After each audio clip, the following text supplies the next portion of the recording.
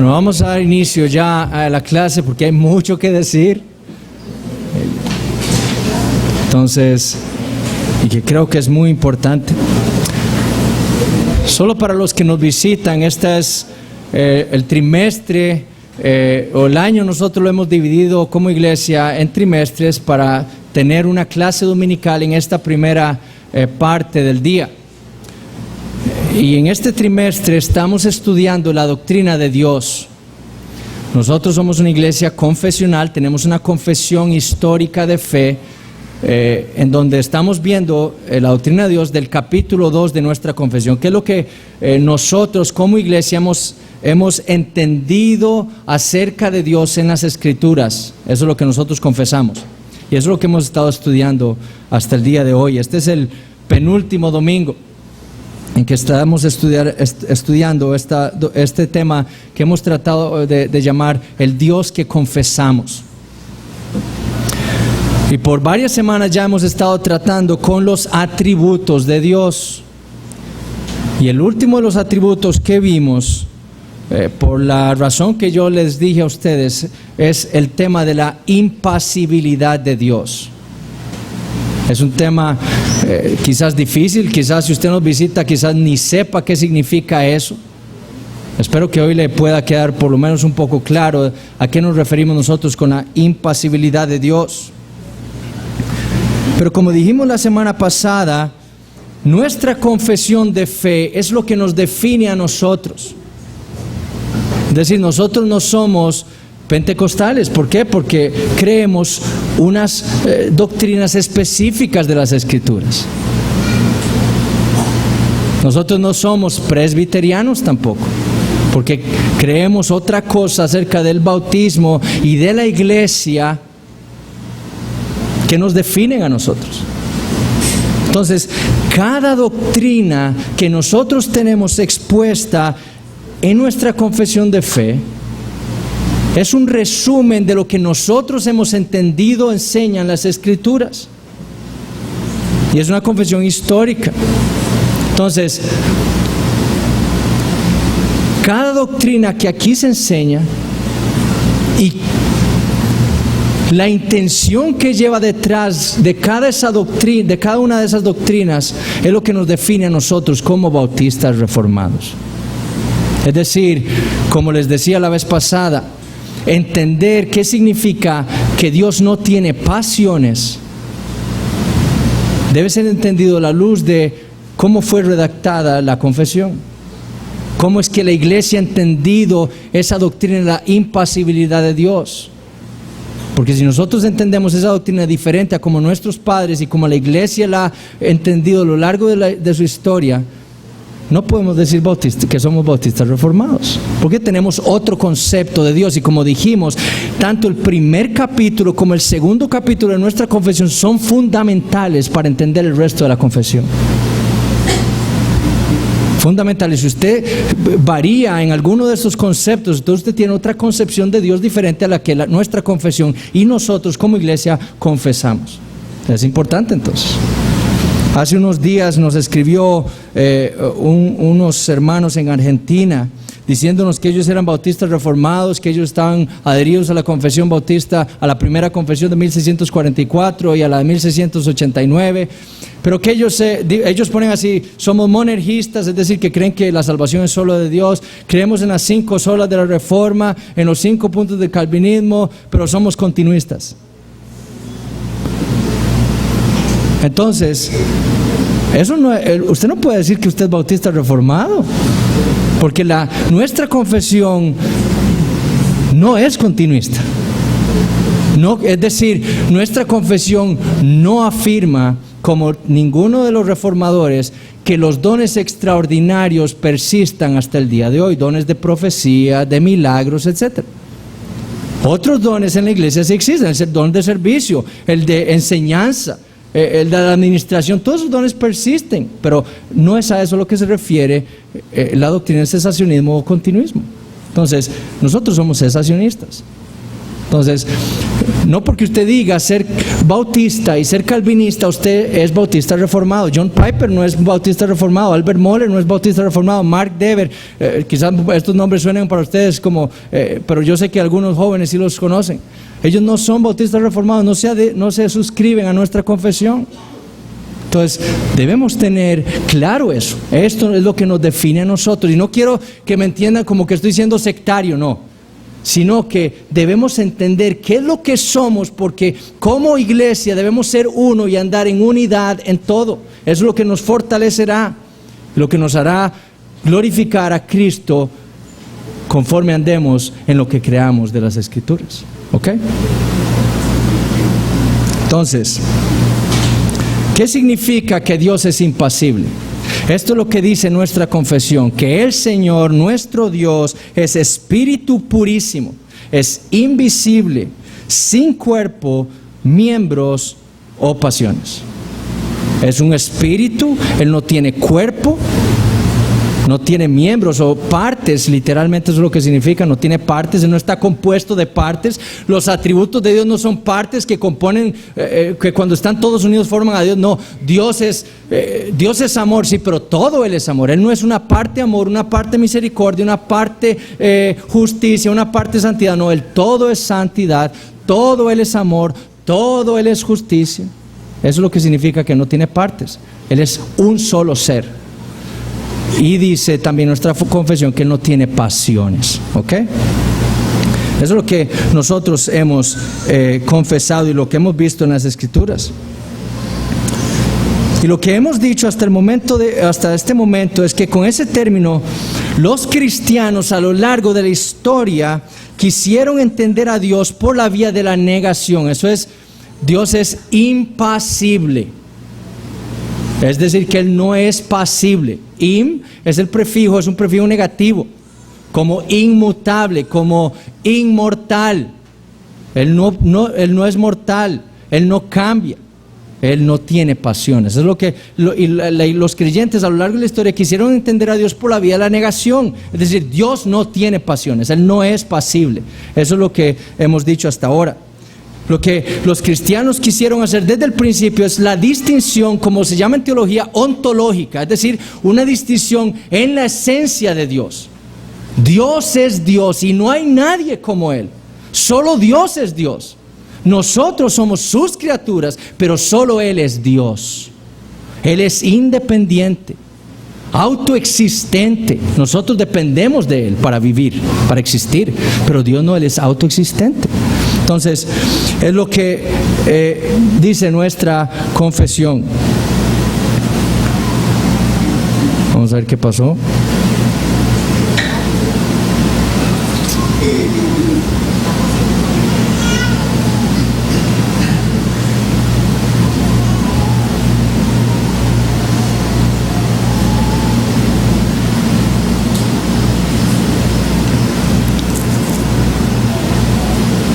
Las diapositivas no van a tener muchas cosas, entonces no importa, yo voy a seguir con la clase. ¿Ok? Entonces, lo que nuestros antepasados, los cristianos, la iglesia, entonces, como les dije, lo que quisieron hacer siempre fue una distinción en la esencia de Dios. Dios es Dios y todo el resto es una criatura, todo el resto es creación. Solo hay un Dios vivo y verdadero, ese es el Dios creador. Nosotros somos sus criaturas y por lo tanto, como Dios no es una criatura, como Él es Dios, como Él es yo soy el que soy, Él es invisible, Él no puede tener partes, no puede tener miembros, Él no puede estar compuesto de partes, sino que Él es un solo ser. Y por lo tanto, como Él no es una criatura, no puede tener pasiones. Dios no puede tener nada, porque haríamos de Dios algo compuesto. Nosotros somos seres compuestos, tenemos un cuerpo, un alma, pasiones, pero Dios no es un ser compuesto, Él es un ser simple, como dijimos. Él no está compuesto de cosas, ¿ok?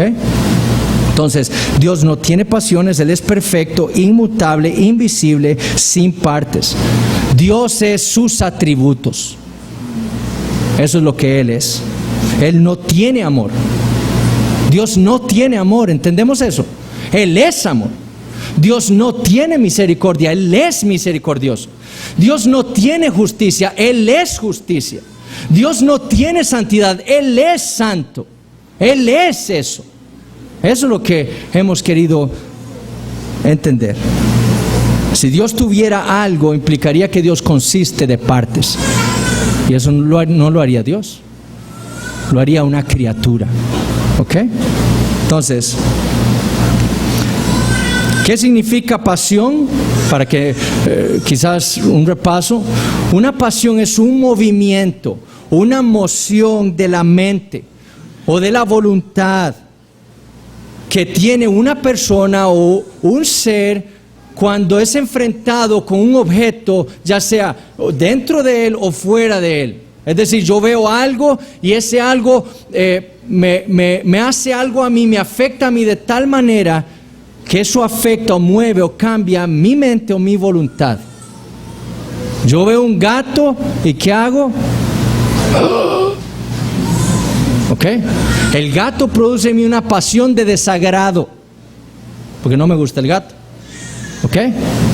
Yo veo a mi esposa.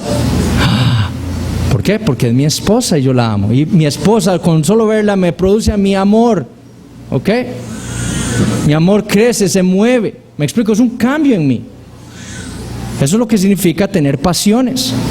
Pero Dios no puede tener pasiones, porque Él es amor. Dios no puede tener amor, Dios no puede tener ira. Él es amor, Él es misericordioso, Él es justicia, ¿verdad?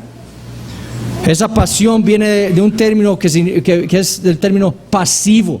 Es decir, en donde algo ejerce un efecto sobre esa persona. Esa persona sufre, padece la acción de otro. Dios no puede padecer eso. Si Dios es Dios, Él no puede ser movido por nada. Nada lo puede cambiar a Él, nada puede cambiar su mente, su voluntad, sus deseos, nada, porque Él es Dios. Si algo produjera un efecto tal de cambiarlo a Él, ese algo es más poderoso que Dios. ¿Me explico? Y la impasibilidad significa o habla de aquel atributo divino por el cual se dice que Dios no experimenta esos cambios emocionales. Eso significa que Dios es impasible, que Dios no experimenta cambios emocionales ni internos, ni por algo que Él hizo y ahora dice, ay, pero qué bárbaro, ¿cómo hice tal cosa? Voy a cambiar. No, Él es Dios. Y si Él es Dios, Él es omnisciente, todo lo sabe, todo lo decreta. Ni por algo externo, como dije. O sea, no hay nada externo a Él que lo pueda hacer cambiar a Él emocionalmente, ¿verdad? En uno de sus tratados, Agustín de Hipona, en el siglo V después de Cristo, dijo esto, hablando de la paciencia, un tratado sobre la paciencia. Él dijo esto: aquella virtud a la que se le llama paciencia es un don tan grande de Dios que aun en Él, que nos la da a nosotros, por la que Él espera que los hombres malvados cambien, se despliega con el nombre de paciencia. Así que, a pesar de que en Dios no puede haber sufrimiento, y la paciencia toma su nombre de apaciendo, en latín, del sufrimiento, sin embargo, no solo creemos en un Dios paciente, sino que le confesamos plenamente así. Pero la paciencia de Dios, ¿de qué clase y cuán grande es la suya, de quien podemos decir es impasible? Sin embargo, no impaciente, sino muy paciente. ¿Quién es capaz de decir esto en palabras? Inefable es por tanto aquella paciencia como lo es su celo, como lo es su ira y cualquier cosa que exista como estas. Pues si concebimos a estas cosas, a las pasiones, a la ira, a la misericordia, como lo son en nosotros, en Él no existen así. El amor de Dios no es como nuestro amor. La misericordia de Dios no es como nuestra misericordia. La justicia de Dios no es como cuando nosotros hacemos algo justo. La ira de Dios no es como cuando nosotros nos enojamos. Él es Dios, Él es diferente, eso es lo que dice Agustín. Nosotros, por lo tanto, no podemos sentir esas pasiones sin abusos. Cuando yo me enojo, ¿qué hago? Pego gritos, peco, ¿verdad? Sin abusos. Pero como Él es celoso, sin entenebrecimiento de espíritu, airado sin perturbación, misericordioso sin ningún dolor, que se arrepiente sin ninguna equivocación en Él, que deba ser corregida, así es Él paciente sin ninguna pasión. Eso es lo que la iglesia siempre ha confesado de Dios. Él es impasible. Ahora, habíamos quedado la vez pasada en ver cuáles son entonces, habíamos visto no solo la evidencia bíblica que nos demuestra a nosotros que Dios no tiene pasiones, ¿verdad? Él no es hombre, número 23, 1 Samuel 15, 29, Él no es hombre para que mienta, ni hijo de hombre para que se arrepienta. ¿Ok? Y vimos otros pasajes. Él es inmutable, Él no cambia. Malaquías 3, 6. ¿Okay? Vimos la evidencia bíblica. Vimos después pasajes difíciles que hablaban, que aparentemente hablaban de que Dios se arrepentía o de que Dios se dolía en su corazón. Génesis 6, 1 Samuel 15, ¿verdad? Jonás 3, la encarnación de Cristo. Todo eso lo vimos la semana pasada. Pero ahora debemos ver entonces cuáles son entonces los principios de interpretación que nosotros debemos tener cuando llegamos a estudiar la palabra de Dios, la Biblia, y llegamos a pasajes como esos, que nos dicen que Dios se arrepintió o que Dios se dolió en su corazón. ¿Cómo debemos interpretar esos pasajes? Eso es lo que vamos a ver ahora. Nosotros en nuestra confesión, en el primer capítulo, creemos esto de las Escrituras. Las Sagradas Escrituras constituyen la única regla suficiente, segura e infalible de todo conocimiento, fe y obediencia salvadoras. Todo lo que nosotros como cristianos, como hijos de Dios, debemos saber para vivir y para obedecer a Dios está aquí, en la Biblia. No hay nada más aparte de ella en donde usted como cristiano pueda saber algo acerca de Dios, de usted mismo y de lo que Dios quiere para usted como cristiano. ¿Ok? La Biblia es el juez supremo. Dios tiene pasiones, Dios no tiene pasiones. Bueno, la Biblia es el juez supremo, dice nuestra confesión también. Entonces, si la Biblia dice que Dios no tiene pasiones, eso es lo que usted debe creer. Y punto.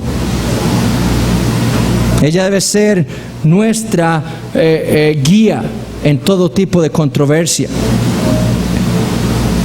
Y nada más para decirles, hace unos años nosotros vimos fue hermenéutica, principios de interpretación bíblica. Y estos principios que les voy a dar están ahí en esa clase, tal vez más explicado más ampliamente. Si usted quiere revisar esa clase en nuestra página de internet.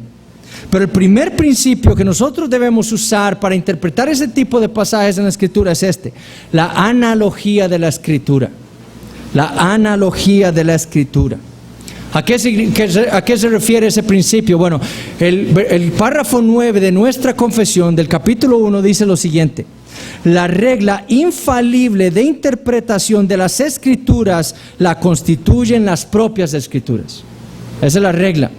Si usted quiere interpretar las Escrituras, debe usar las propias Escrituras. Ellas se interpretan a sí mismas. Por consiguiente, cuando surge una duda respecto al verdadero y pleno sentido de cualquier pasaje bíblico, y vean lo que dice nuestra confesión, que no es múltiple, sino único. O sea, un pasaje de la Biblia no tiene múltiples significados. Bueno, para usted significa esto, no, tiene un solo significado. Si usted quiere saber cuál es el verdadero y pleno sentido de ese pasaje, se debe buscar en otros pasajes que se expresen con más claridad.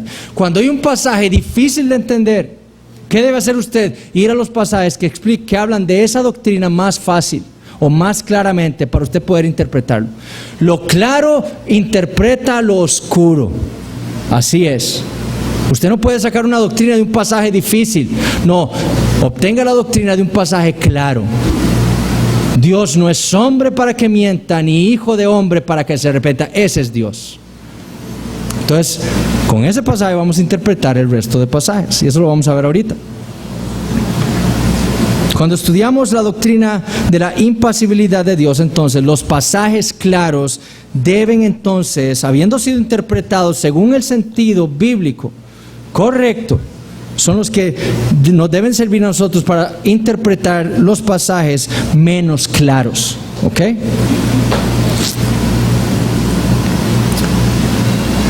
Cuando Dios nos habla, como dijimos la semana pasada, algo acerca de lo que Él es, de su esencia, eso debe tener prioridad sobre cualquier pasaje que hable de lo que Dios hace. ¿Ok? Cuando Dios dice que Él es algo, eso debe tener prioridad sobre un pasaje que habla acerca de lo que Dios hace, sobre sus acciones. ¿Ok? Por ejemplo, en Números 23:19, Dios nos dice eso, que Él no es un hombre. Una distinción: yo no soy una criatura, yo soy Dios. Yo no soy un hombre. Por lo tanto, como los hombres mienten, yo no puedo mentir porque yo no soy un hombre. Como los hombres se arrepienten, eso es propio de los hombres, porque son criaturas, no saben el futuro, no conocen las cosas, no son soberanos. Como yo no soy un hombre y el arrepentimiento es propio de los hombres, yo no me puedo arrepentir, porque yo soy Dios. En esencia soy Dios, el Dios omnisciente que todo lo sabe, el Dios soberano que lo ha decretado todo desde la eternidad. El Dios que controla cada molécula de nuestro universo, que nada se mueve sin según Dios lo haya decretado. Ese es Dios, y por lo tanto no puede arrepentirse de nada. Dios lo sabe todo. Decir que Dios se arrepiente es como decirle a Dios: tú no supiste lo que hiciste, hiciste algo malo y ahora estás cambiando. Eso es lo que estaríamos diciendo de Dios, que Él no sabía el futuro. No lo sabe todo entonces, si Dios se arrepintiera. No, Dios no es un hombre, y por lo tanto ni se arrepiente ni miente, porque eso es propio de los hombres, pero Dios es Dios. Entonces, sería un error entonces ir a pasajes como Génesis 6, en donde se nos dice que Dios se arrepintió cuando vio la maldad de los hombres, de haberlos creado, y le dolió en su corazón. Interpretar que Dios se arrepiente y que Dios le duele en su corazón lo que hacen sus criaturas. O pasajes como Jonás 3:10, es lo mismo. Es un error ir a esos pasajes e interpretar que Dios es así y obviar los pasajes en donde Dios nos dice que Él no es así, su esencia. Eso es un error de interpretación, un error hermenéutico. ¿Ok? Esos pasajes, como dijimos la semana pasada, nos hablan de lo que Dios ha hecho o de lo que Dios hace. ¿Ok? El principio hermenéutico es de la analogía de la Escritura. Los pasajes que hablen sobre la esencia de Dios, en cuanto a la impasibilidad de Dios, los pasajes que hablen sobre la esencia de Dios deben tener prioridad, primacía sobre los pasajes que describan las acciones de Dios. ¿Ok? Prioridad. Dios dice que Él no es así, por lo tanto no se arrepiente ni miente. Entonces, esos pasajes de Génesis 6, 1 Samuel 15, Jonás 3, que dicen que Dios se arrepiente, debemos interpretarlos de alguna manera, pero no interpretar que Dios se ha arrepentido realmente, ni que Dios se dolió en su corazón. Dios tiene corazón. Dios tiene corazón. No, Él es espíritu. Él no tiene un corazón, Él no tiene manos, Él no tiene pies, Él no tiene ojos, Él no tiene oídos. Él es espíritu purísimo. Es lo que dice la Biblia. Jesús lo dijo en Juan 4:24. Él es espíritu. Entonces, esos pasajes deben tener prioridad sobre pasajes narrativos como Génesis 6, Jonás 3:10, 1 Samuel 15, en donde nos saben o nos describen lo que Dios hizo en un momento de la historia.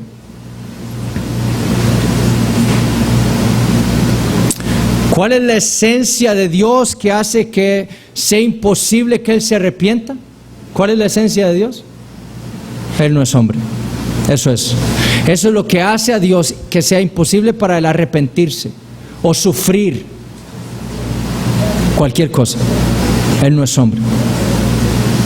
Él no puede ser alterado en ninguna manera en su ser. Esa es la respuesta de la Escritura. Él es en esencia totalmente distinto a nosotros. Hay cosas que son ciertas de los hombres que no son ciertas de Dios. El hombre se arrepiente, Dios no se arrepiente. El hombre miente, Dios no miente. El hombre sufre el amor, Dios no sufre nada. Dios no puede sufrir, Él es perfecto. Si Dios sufriera, su perfección disminuiría.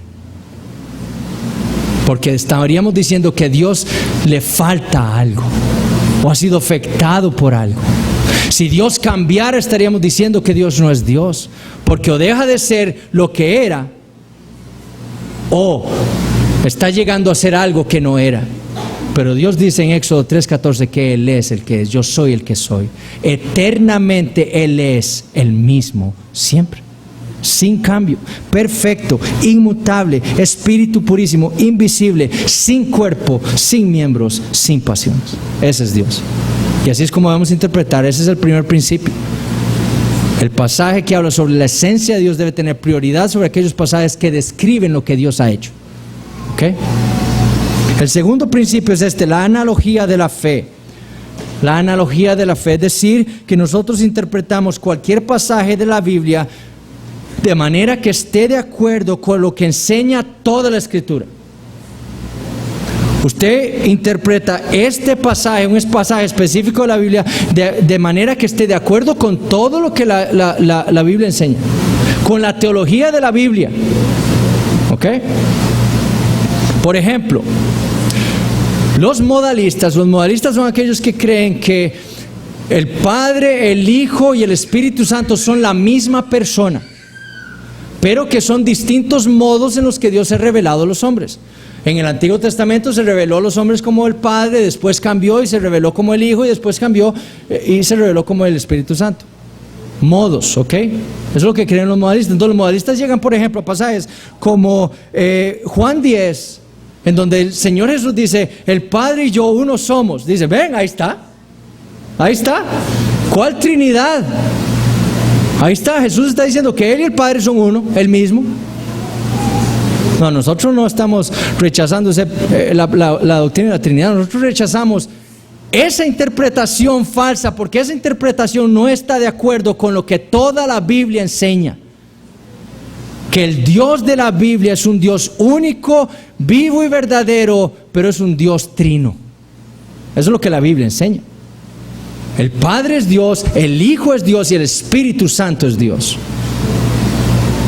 Los mormones llegan a pasajes en donde se habla que Dios tiene el brazo de Dios, el corazón de Dios, y ven, Dios es un hombre como nosotros, exaltado y todo, pero es un hombre. Eso creen los mormones. No. Eso es una equivocación interpretativa. Dios es espíritu, no tiene cuerpo, Él no es un hombre primero que todo, ¿verdad? Entonces, así es como debemos interpretar ese principio de la analogía de la fe. Un pasaje debe estar de acuerdo con la teología de toda la Biblia. ¿Ok? Y el mismo error lo pueden tener aquellos, o lo tienen aquellos que piensan que Dios es pasible. Porque entonces llegan a pasajes como Génesis 6 y dicen, ven, Dios se arrepiente, Dios se duele en su corazón. Eso es un error. Eso es un error porque no está de acuerdo con el resto de la teología bíblica acerca de la esencia divina. ¿Ok?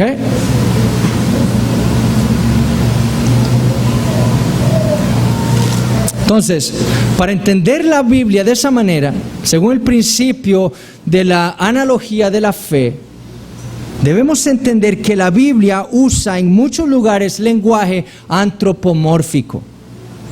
Y eso quiere decir que Dios nos habla a nosotros en su palabra como si Él fuera un hombre, como si Él tuviera ojos, corazón, brazos, el brazo poderoso de Jehová, ¿verdad? Como si Él tuviera pies, como si Él se moviera. La Biblia usa mucho de ese lenguaje. Pero Dios es espíritu. Y esos pasajes los entendemos como eso, como lenguaje metafórico, antropomórfico, en donde Dios nos está enseñando algo acerca de Él mismo. El brazo de Jehová, ¿qué significa? Su poder. Con el brazo poderoso de Jehová sacó Él a los israelitas de Egipto. con su poder. Eso es lo que quiere decir Dios cuando dice que Él tiene un brazo, ¿verdad? O cuando habla de su brazo. Pero no quiere decir literalmente que Dios tenga brazos, porque Él es espíritu. Y eso Dios lo hace en la Biblia con el fin de condescender, o como le llamaban los reformadores, acomodarse a nosotros. Dios usa ese lenguaje antropomórfico, metafórico, para acomodarse a nosotros, para que nosotros pudiéramos entenderle mejor. Hugh Binning, un teólogo escocés del siglo XVII, dijo esto: por lo tanto, el Señor se acomoda a nuestros términos y nociones. Él, como un buen padre, tartamudea a sus hijos tartamudos. Les habla su propio dialecto, pero sin embargo nunca nos permite pensar que Él es tal, sino infinitamente removido en todo su ser de todas estas imperfecciones. Así que cuando escuche estos términos en la Escritura, o cuídese de concebir a Dios de ser tal como vosotros, pero en estas expresiones, sin adecuar su majestad, porque eso sería rebajarse para Él, aprenda de su propia ignorancia de su gloriosa majestad, su incapacidad de ser tal. Por eso el santo debe bajar a nosotros antes de que puedas entender algo de Él. Eso es lo que Dios hace con ese lenguaje metafórico: acomodarse, rebajarse, condescender, para que nosotros podamos entender lo que Él es o lo que Él hace. Y la Biblia también usa lenguaje antropopático. Antropos, hombre; pathos, como ya dijimos, pasiones. ¿Ok? Entonces, lenguaje en donde Dios usa lenguaje en la Biblia que nos hace parecer que Él tiene pasiones como nosotros los hombres. Pero es igualmente un lenguaje metafórico. Benjamin Kitch, uno de los bautistas particulares del siglo XVI, definió la antropopatía de la siguiente manera: la antropopatía es una metáfora por la cual las cosas propiamente pertenecientes a las criaturas, en este caso las emociones, especialmente al hombre, son por una cierta similitud atribuidas a Dios y a las cosas divinas. Por similitud, metafóricamente son atribuidas a Dios, pero le corresponden únicamente a los hombres. Y Dios de nuevo usa ese lenguaje para enseñarnos a nosotros, ¿ok? No es que la Biblia hable falsamente, eso debemos tenerlo claro. La Biblia no nos quiere confundir, no nos quiere engañar diciéndonos que Dios tiene brazos pero realmente no los tiene. No, Dios está rebajando para enseñarnos a nosotros acerca de Él. Si Dios nos hablara en su lenguaje, no podríamos comprenderle, permanecería siendo incomprensible para nosotros. Pero ese Dios incomprensible aún así quiere que nosotros le comprendamos, y por eso usa el lenguaje humano para que le entendamos, y usa el lenguaje antropomórfico, metafórico y antropopático para que le entendamos así. La semana pasada el hermano Jorge me dijo algo clarísimo. Él me dijo: hermano, eso es como el lenguaje fenomenológico. El sol se pone, salió el sol sale, el sol se pone. No, el sol permanece en el mismo lugar. ¿Por qué se nos habla así? Para que entendamos: mira, el sol se está metiendo, mira, está saliendo el sol. Eso es para que nosotros entendamos lo mismo está haciendo Dios. Es lenguaje metafórico, nada más, para que entendamos a Dios o lo que Él hace.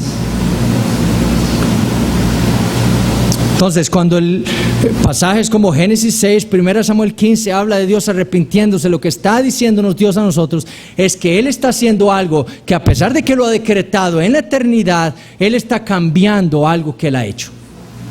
Él creó al hombre con un propósito, pero Dios había decretado la caída. ¿Por qué sabemos eso? Porque Apocalipsis 13:8 dice que Cristo fue inmolado desde antes de la fundación del mundo. Entonces, desde antes de que Adán pecara, ya Cristo había sido crucificado en la mente de Dios. El pecado de Adán no tomó por sorpresa a Dios. Dios decretó que el pecado entrara, si no, no hubiera entrado nunca el pecado, porque Dios es el Dios soberano.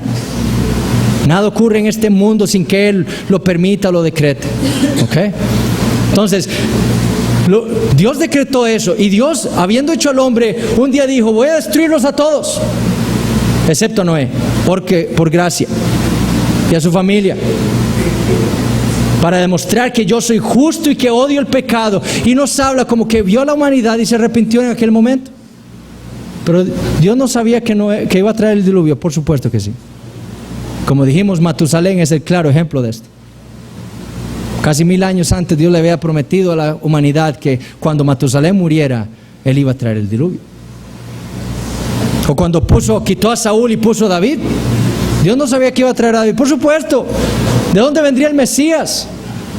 De la tribu de Judá. Dios tenía que quitar a Saúl de la tribu de Benjamín y poner a David, de quien vendría el Mesías, el verdadero rey de Israel, de quien profetizó Jacob en Génesis 49. No se apartará de ti el cetro de Judá no se apartará. El rey. Entonces Dios sabía todas esas cosas, pero cuando se nos describen esos pasajes que Dios se arrepintió de tal cosa, es porque nada más nos está escribiendo que Dios está cambiando algo que Él ha venido haciendo hasta ese momento. A eso se le puede llamar arrepentimiento, pero solamente por analogía, no porque Dios verdaderamente se haya arrepentido o cambiando, o haya cambiado, ¿verdad? Orígenes, en el siglo IV, dijo: ahora todos estos pasajes en donde se dice que Dios se lamenta o se regocija u odia o se alegra deben ser entendidos como hablados por la Escritura metafóricamente y antropomórficamente o antropopáticamente, pues la naturaleza divina es remota de toda afección y pasión y cambio, permaneciendo siempre inamovible y sin ser molestada en su propio pináculo de gozo. Él es bendito por los siglos. Él no sufre. Él no sufre. Vayamos un momentito al Salmo 78.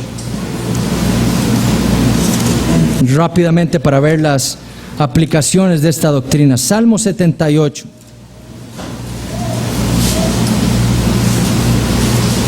Versículo 65.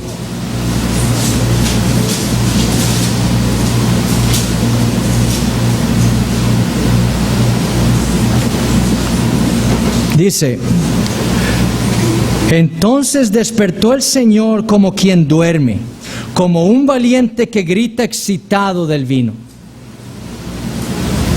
¿Cómo debemos entender ese pasaje? Que Dios duerme, se cansó y está durmiendo, y después se despertó, y después tomó vino y se emborrachó. Así debemos interpretar ese pasaje, ¿no? Es una locura interpretarlo así. El Salmo 78 y 75 nos está hablando de nosotros metafóricamente. Dios, como si Dios fuera un hombre, un valiente, un soldado, alguien que es hábil en el arte de la guerra. No sé si ustedes saben lo que es un SEAL en la Marina de los Estados Unidos. Es el soldado más diestro de todos. Dios está hablando como si Él fuera un hombre así. Y se despierta enojado después de una borrachera. Les pregunto, ¿a quién le gustaría toparse con un soldado así? A nadie. Me va a matar. Bueno, lo que Dios está diciéndonos ahí es que a nadie le debería gustar toparse como pecador con un Dios santo. Porque eso es lo que dice el Salmo 78.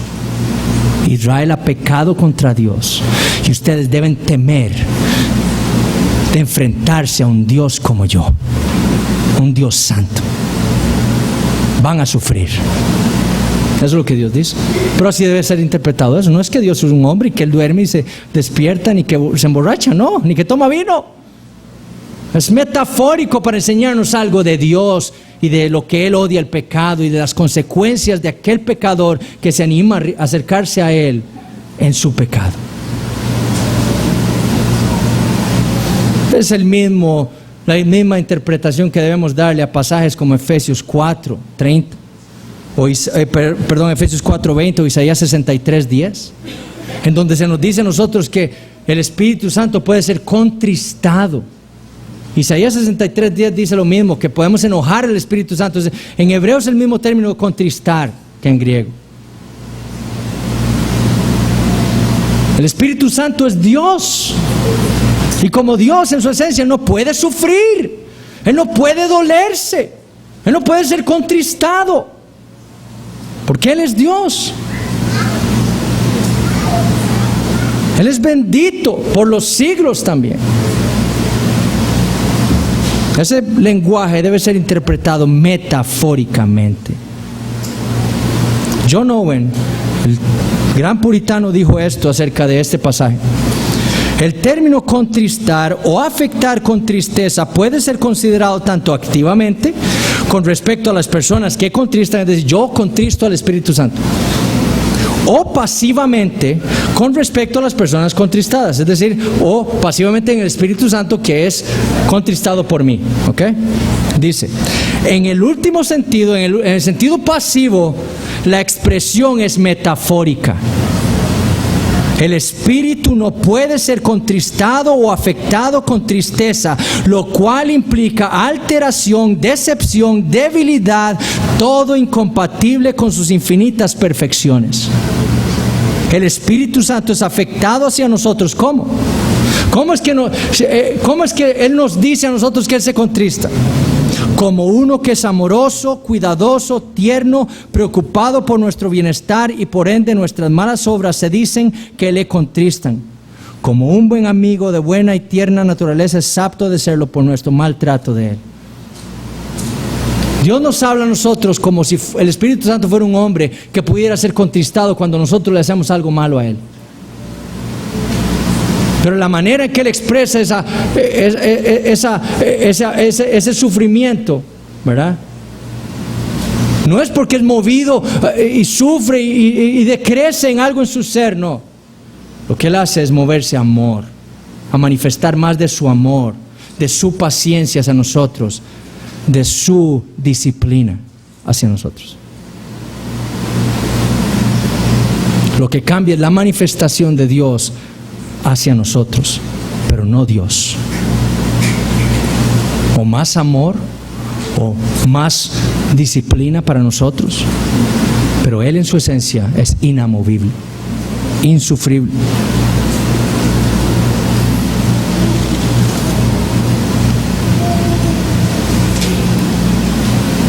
Ahora, ¿cuáles son las implicaciones de esta doctrina? Y permítame nada más terminar con esto. Voy a tratar de hacerlo lo más rápido posible. ¿Cuáles son las aplicaciones o las implicaciones de esta doctrina para nuestras vidas? Norman Geisler, un teólogo evangélico famoso en los Estados Unidos, criticando la doctrina clásica de la impasibilidad como la creemos nosotros, como la confesamos, se preguntaba en un artículo lo siguiente: ¿es Dios un androide? El propósito era criticar que la doctrina clásica de la impasibilidad de Dios argumentaba que esa doctrina hace de Dios como si fuera un androide. Tiene un cuerpo, tiene una mente, tiene una voluntad, pero no tiene sentimientos. No sé si ustedes han visto Viaje a las Estrellas. Spock no tiene sentimientos. Él es frío, estoico, no se mueve por nada. Su novia le da besos y él no siente nada, ¿verdad? Su novia le quiere demostrar amor y él no puede expresar nada. Él es inexpresible. Esa es una palabra, no sé. Inexpresivo. Lastimosamente eso es lo que muchos de nosotros pensamos cuando se nos habla de la impasibilidad de Dios. Entonces Dios no tiene sentimientos, ¿cómo es posible? Eso es por ignorancia. Pero como hemos visto, esta es una doctrina que ha sido confesada por la iglesia a lo largo de su historia, desde el principio. Y ha caído en la oscuridad por nuestra propia negligencia. Dios es impasible, pero Él no es impasivo. Él no es un robot. Él no es un androide. Sino Él es un Dios, como lo describe nuestra confesión de la Escritura, vivo y verdadero, perfecto, amantísimo, benigno, misericordioso, longánimo, abundante en bondad y verdad, perdonador, galardonador de los que le buscan con diligencia. Ese es el Dios de la Biblia. Él no es impasivo, Él es impasible.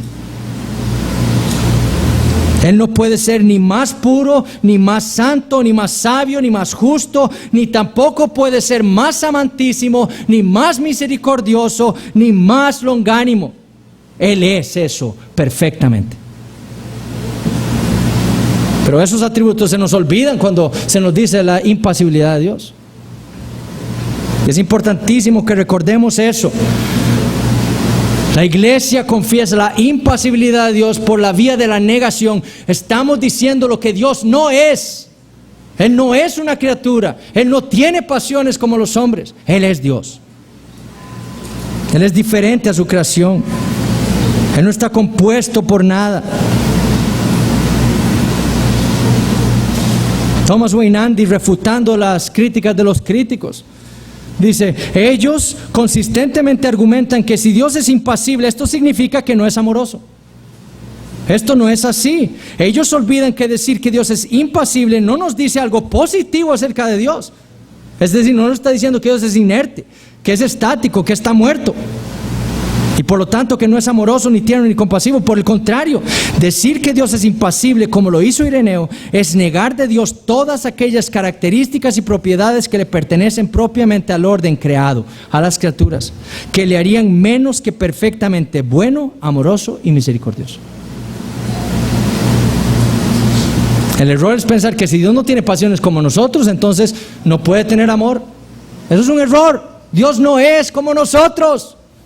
Él es Dios, Él es amor, Él es misericordia, Él es bondad, Él es longanimidad, Él es perdón, Él es justicia, Él es santidad, Él es ira. Esos son sus atributos. Él es inmortal. A diferencia de los hombres, y a diferencia, vean esto, de los dioses paganos, que ¿cómo son los hombres de los dioses de los griegos? Eran hombres, eran superhombres.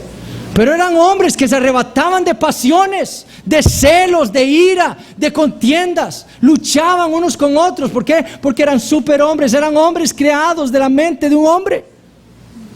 Pero el Dios de la Biblia no es como esos dioses. Él es impasible. Él no se mueve por pasiones, Él no sufre nada. Él es quien es. Él es amor, Él es bondad, Él es justicia. Él es todos sus atributos a la perfección. Y esa perfección de su impasibilidad implica que a nosotros los creyentes nos sirve esto como el fundamento de nuestra perseverancia y confianza en Dios y en sus promesas. Éxodo 3:14: yo soy el que soy. Si Dios fuera pasible como nosotros, ¿qué confianza le daría al creyente que está sufriendo o que está teniendo un problema? ¿Qué confianza? Un Dios que puede ser movido, cambiado, que se puede arrepentir. ¿Qué confianza le provee al creyente un Dios así? Primero, eso no sería Dios. Pero ¿qué confianza? ¿Queremos un Dios así? Que se arrepiente, que no sabe lo que está haciendo y que puede llegar a un punto en la historia en donde Él puede decir: ay, lo hice mal, voy a hacer ahora algo diferente. No. Sus promesas, ¿qué confianza le va a dar al creyente las promesas de un Dios que puede sufrir, que puede cambiar? Ninguna. El fundamento de la esperanza cristiana está en un Dios impasible, un Dios que es perfectamente amor para su pueblo que sufre, y cuando sufre manifiesta más de su amor, de su bondad, de su perdón, de su justicia para con nosotros. Pero Él no sufre esas cosas. Pobrecitos, no. Aquí está mi amor. Esto te basta. Suficiente. Más de mi amor, más de mi perdón. Despertarnos y saber nosotros que no hay nada que yo pueda hacer hoy, ayer o pasado mañana que pueda cambiar mi relación con Dios. Nada. Porque Dios no puede sufrir por algo que yo haga. Mi relación está firme por ese Dios impasible, lo que Él ha prometido en el nuevo pacto. Él le dio a su Hijo Jesucristo para salvarme a mí, un pecador, y esa salvación es perfecta. Y no hay nada que yo pueda hacer hoy, ni mañana, ni pasado mañana que pueda cambiar esa relación entre Dios y yo. Nada. La promesa del nuevo pacto es firme porque Dios es impasible.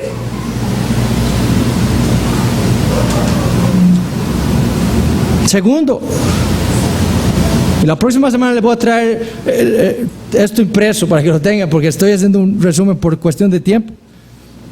Nos sirve a los creyentes la impasibilidad de Dios para predicar el Evangelio.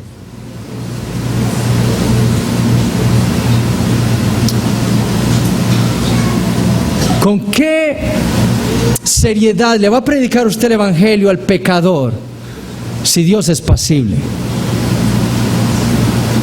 Puede que mañana se esté irado, pero tal vez no, contra su pecado. No. Dios es impasible, su justicia es inmutable. Él odia el pecado. Y por lo tanto usted debe creer el evangelio, porque si no, ese Dios inmutable, ese Dios impasible, lo va a condenar a usted por sus pecados. Pero también viene la esperanza que predicamos en el evangelio, que está dada por ese Dios impasible.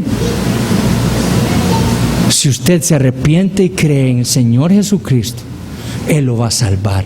Y las promesas de Dios para aquellos que se arrepienten y que van al Señor Jesucristo con fe y arrepentimiento serán cumplidas. Precisamente porque Dios no es movido por pasiones. Él no tiene pasiones. Pero para eso no sirve la doctrina de la impasibilidad.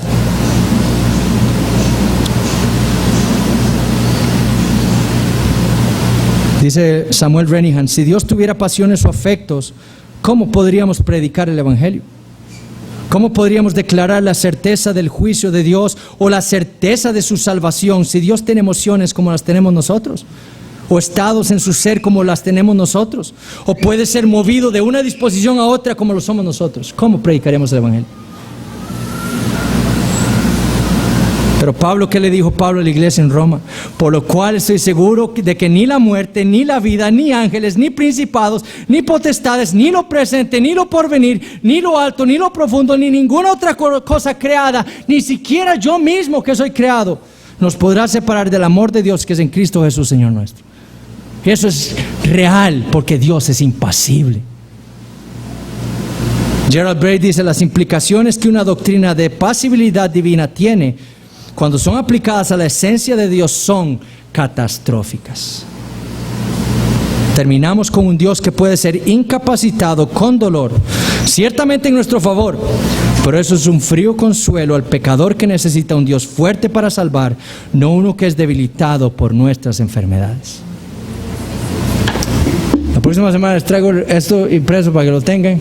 Y la próxima vez terminamos. Si tienen algunas dudas, por favor acérquense a mí y tenemos un tiempito para empezar en unos 5 minutos. Gracias, hermanos.